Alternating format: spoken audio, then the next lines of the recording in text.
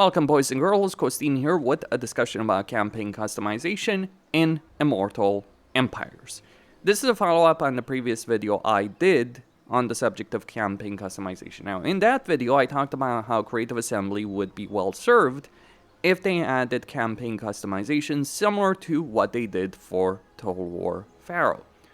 But someone commented that there is a solution to the problem we do have in the game right now, where when you're playing a campaign, you're so focused on getting your economy and growth and even potentially control that you sacrifice a lot of different unit varieties in order to achieve that success. Because you can always go for unit variety, but your economy is going to be weaker, your settlements are going to grow slower, so it isn't a great choice. This creates a kind of dynamic where when you're playing a campaign, you want to effectively get as few recruitment buildings as possible in order to maximize your potential. In some cases, it's worse than others.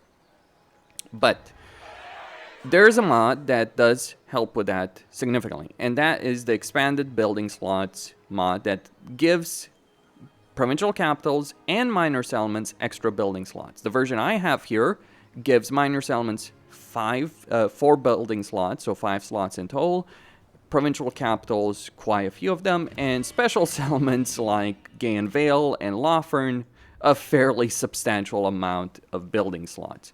So that means that you can have in a settlement like this, Lorem should be special, Altdorf should be special, Karazakarak should be special, Skaven Blight should be special.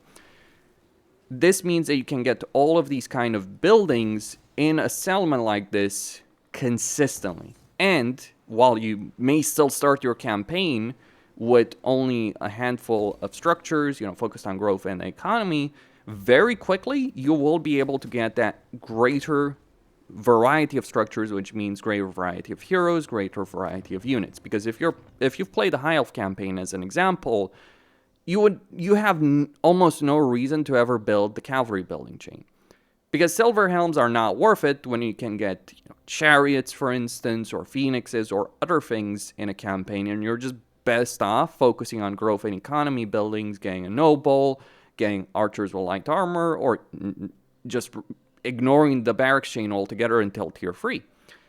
That is not a great dynamic to have in any specific campaign. So these extra building slots do help out a lot. And believe it or not, it wouldn't just help out the player, it would also help out the AI, because the AI's decision-making is, usually speaking, not the best in the world with regards to settlements. So if you look at Altdorf, how many building slots it has. Now, this does require Mixus unlockers, so you would have the Empire Secessionists, for instance, for Karl Franz to deal with. This is, by the way, something that is actually beneficial for Karl Franz's AI and does make him stronger. And this is a critical point. This is not just a benefit for your own variety of settlements, but it's also a huge benefit for the AI. Because the AI does love to build barracks chains, and the AI has the same limitations in terms of building slots, and its decision-making is obviously worse than what the player can do. Because the player knows you have to focus on those economy buildings, you rarely build garrisons, you try and limit how many military buildings you get, but the AI doesn't think like that. So the AI may get a bunch of garrisons, but they won't have the armies on the field to stop you. So this not only increases your army variety and hero variety, makes campaigns more fun, increases the economy, increases the growth, increases the control for yourself, but also for the AI. And it makes for a heck of a campaign loop when you do have the AI having those kind of choices. Yes, people can argue that it makes the early game very easy, but keep in mind, it's going to add scalability to the AI, because with a single province, an AI can have a lot more powerful armies, a lot more heroes, a lot stronger defenses, all at the same time. So that is a pretty substantial benefit to go for. But it's not enough. Like, as great as having extra building slots is good, it's still not enough, because you still have things like growth and construction times to deal with. So there's ways around that. There is a mod that gives you and AI faster building times by quite a substantial amount. Basically, with the mod, with the faster build times, like I think it's 66%, most buildings, with the exception of like landmarks, but most buildings up to tier 4, again, exception of landmarks, But most buildings until tier 4 will be constructed in a turn. After that, you start talking about 2 turns. So that means settlements are constructed faster, which means faster growth, more economic potential, more variety right off the bat. It also means that while you might not have to worry about growth that much, you do actually have to worry about your economy. You might have more money, but you actually have a lot more choices on where to spend that money on. And that means you get more interesting armies, but those armies also will cost you stuff. So you do get more interesting battles, you get more interesting campaign situations to deal with. It can trivialize the campaign, I'm not going to dispute that, and that's the reason I'm not making a video on the full package of campaign customization, because that's there is a campaign customization mod that does change a lot of these things, except construction time, but does add growth, economy, etc. It is a tricky balancing act, but it can work with just extra building slots and faster construction. But even so, you do still have the issue of money, early money, specifically early campaign money. Now, I haven't found a mod that gives you more money from the very beginning of a campaign. I also haven't found a standalone mod that increases research time. The campaign customization mod does allow those options, so you could go for that. You can also use the console command mod to just give yourself 10k extra gold. But I think there is a more elegant solution to this situation. One that will require me to actually use the load save character or just recruit an extra lord. So, there's a mod called Customize Starting Units. The way this works is you have this button right here. It disbands the army, the units, not the heroes, but the units that are in present in an initial army. So I'm just going to move all the units in hero, well, moving the hero largely for replenishment. It disbands the units that are in your initial army, if there are any. So if you just move them, you can save them. Then it gives you a budget of 10k, up to 10k. The cap is 10k on the mod. Wish it was like 20k. And then gives you the option of recruiting a bunch of different units. The way I like to use this is I like to give myself some higher end units that I would normally not recruit. Like, I can tell you, I've played a lot of High Elven campaigns. I've never recruited the Moon Dragon or Star Dragon or Arcane Phoenix because there's not that many reasons to do so. Keep in mind, these units do cost money, all that kind of stuff, so you will be taking out of your budget, your upkeep will suffer, but it does give you just a couple of really fun units to use early on, or if you're using this in conjunction with the campaign customization mod, or the console command to give yourself just an initial dose of cash, like 10k, 20k extra gold, that means the early game situation is going to be a lot more interesting. You'll have those higher power units, which are just really fun to use early on. So, you want to have a Thunder Barge in Malachi's campaign from the beginning? You can do so. You want to have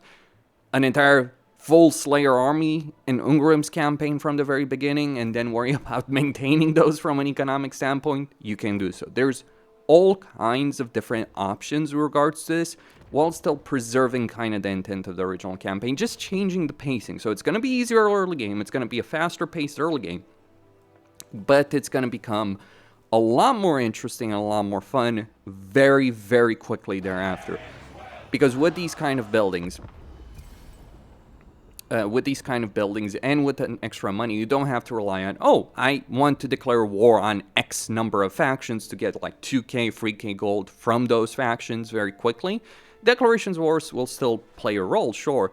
But you're not just declaring war willy-nilly just to get some money from factions or, engaging in region trading with barracks. You would still want to do so for, like, confederations, vassalization, all that kind of stuff, military agreements, but less so than in the default game. That's why campaign customization is important. Hell, it's why it would be very damn important for Creative Assembly to actually add the ability for us as players to be able to confederate in a better way, in the way that dwarves or chaos dwarves do, or greenskins or ogres.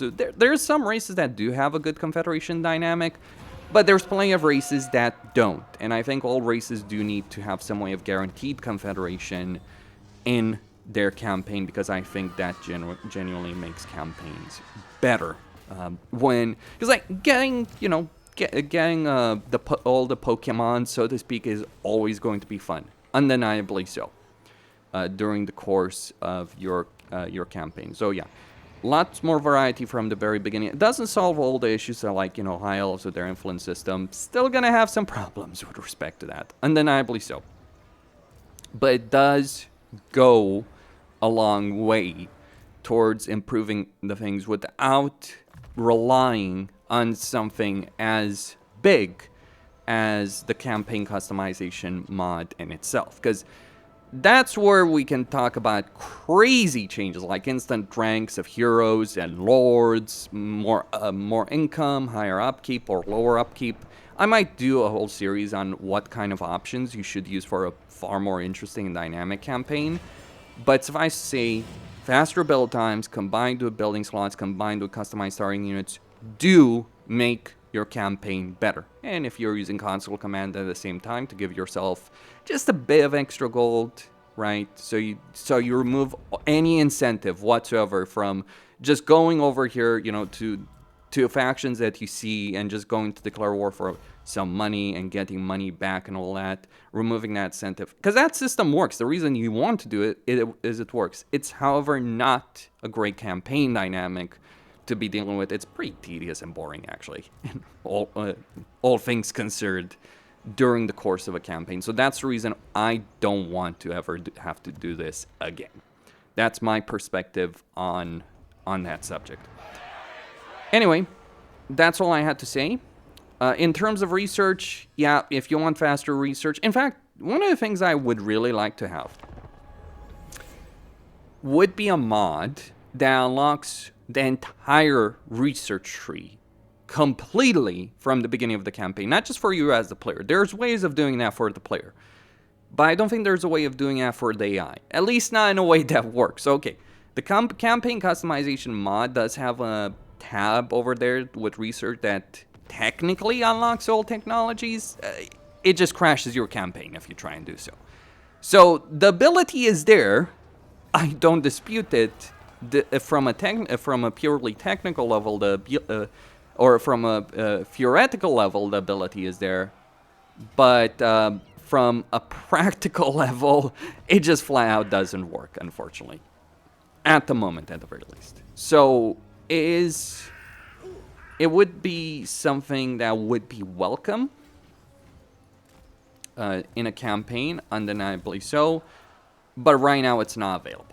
So I would like to see that. Maybe even some recruitment slots, all that kind of stuff, but still. Because even if you make research take only one turn, that still means you're waiting dozens and dozens of turns for you and AI to unlock all the really fun and interesting research things that really change the way units play out. Like, because in terms of research, it's the same problem. You want to largely focus on economic benefits. The only reason you focus on military benefits as high levels is the economic benefits are locked from the beginning of a campaign, because otherwise everyone would be getting cultural advancements into Waystone network, into spy networks. You would never bother. Well, you might get some archer prowess, but seriously, who would actually go out of their way to get an archive just to get precise fletching and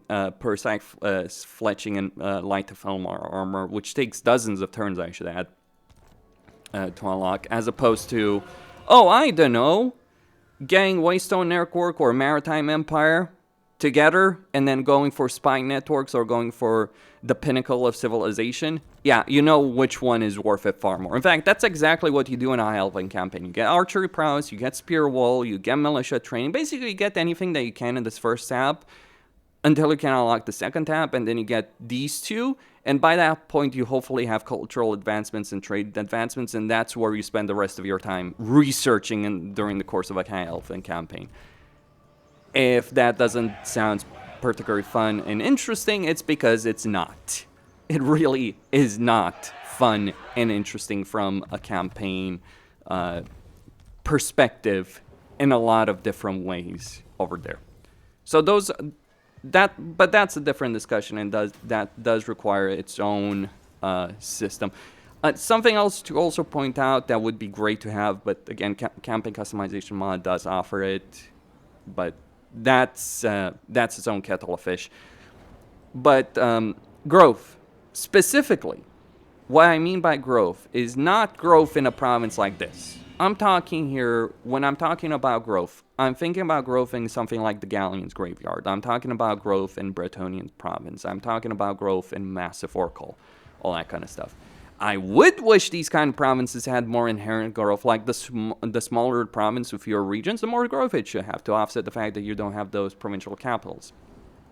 Like Massive Oracle itself should have a lot more growth by default in itself, and more building slots, because it really does end up hurting Grom's campaign. Grom's campaign could be a lot better if it did have that. It just shows you how a couple of these smaller things that don't seem that big in itself can really change the entire dynamic of a campaign.